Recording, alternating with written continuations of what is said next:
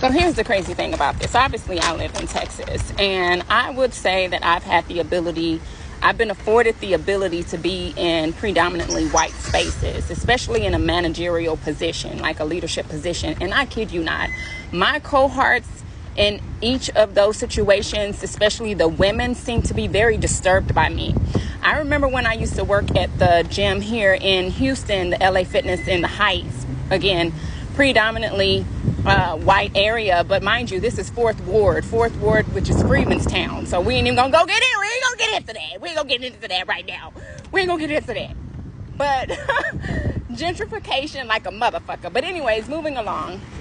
I remember, working at the gym or whatever, and I was in leadership at that time. I'm the training director there, and my God, we had to deal with the enrollment specialist, if you will, like the people when you first come in the gym. I'm the person who was trying to sell you training, okay? But we had to deal with those people who sign you up for the gym membership, right?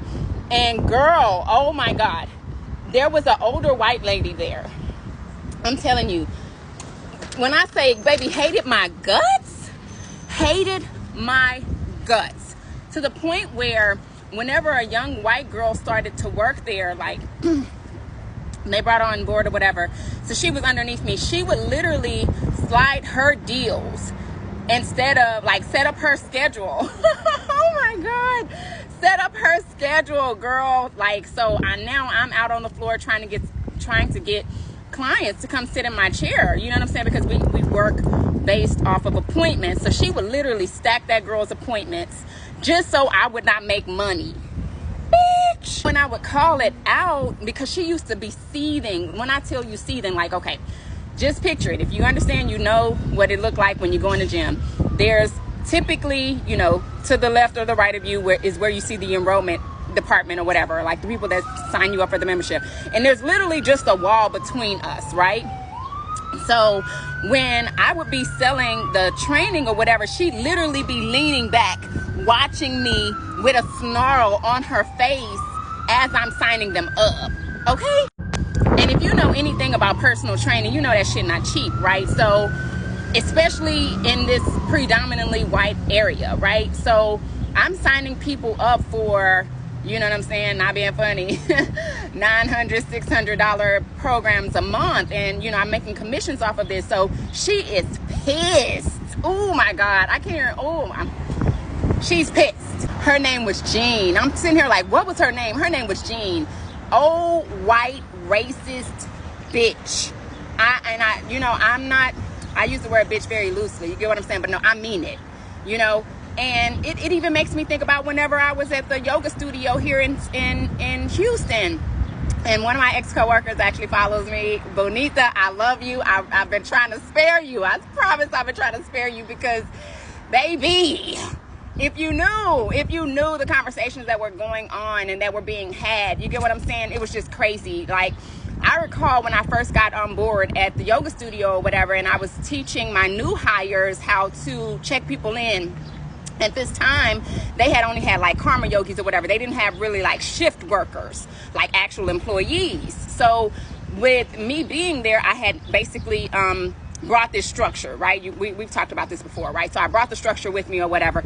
And the karma yogis at the time, which were volunteers, meaning which they would take a shift and work the studio or whatever, and this afforded them free yoga. So again, this is also same area. You get what I'm saying? Same area. Let's be clear. This is the Greater Heights here in Texas. It's the 4th Ward, but the actual location that I was working at was off of Kirby. So it's the if you will, like the River Oaks area, right? So again, you get where I'm going. You get where I'm going.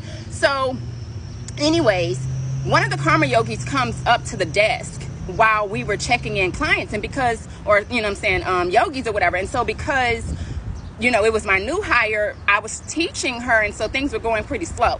I kid you not, the karma yogi, another nationality, I want to say that he was Asian. He came from behind, like as the client. He came from being the client to behind the counter, like, I'll just check myself in. And I was like, no, you're not. So we had a whole confrontation in the studio, and whenever I brought it up in the meeting, our management meeting or whatever, my coworker, who at the time, I could tell that she was disturbed by me, right? By my presence, just in general, right? She was like, well, I didn't see anything wrong. When I tell you them motherfuckers are gaslighters like no other, I didn't see anything wrong. I watched the tape and it wasn't, they will try to invalidate your experience. And not long after I was there, she ended up leaving, but I knew, oh my God, like I said, Bonita, only if you knew. Trust me, you know, racism, whether it's Sundown Town or even just in businesses, in work environments, it's so crazy. It's so crazy. I ended up leaving that yoga studio after the whole George Floyd situation because of some other stuff as well. You get what I'm saying? But definitely feeling like that token black person, and yet we had these issues within our own business that, you know what I'm saying, we're not necessarily addressing, but y'all want, like, we're not even finna do that. We're not even finna do that. But yeah, you know, I don't know what it is about the black woman that the white woman is just so disturbed by. And I know, I mean, I've actually listened to videos or whatever, just speaking to the discourse, obviously, about how the narrative at one point was about was it bear or white woman? You get what I'm saying? Who are you choosing? And the black women were like bear. You get what I'm saying? Bear over white woman, because she is basically, she must support this systematic oppression, because that's her only importance. That's the only thing that makes her relevant, because even to the white man, she's still inferior. You get what I'm saying? Like, so she has to say enforce her presence, or, you know, seal, if you will, her importance by way of superiority, inferiority complexes, and again, just diminishing you as a person, a black woman especially, to make herself important, to keep that pedestal. And it's crazy. I can go on and on and on and on and on about this, because it even goes into feminism and all that other shit, and I feel like that's bullshit too. But another time. Thank you so much for engaging. Mwah.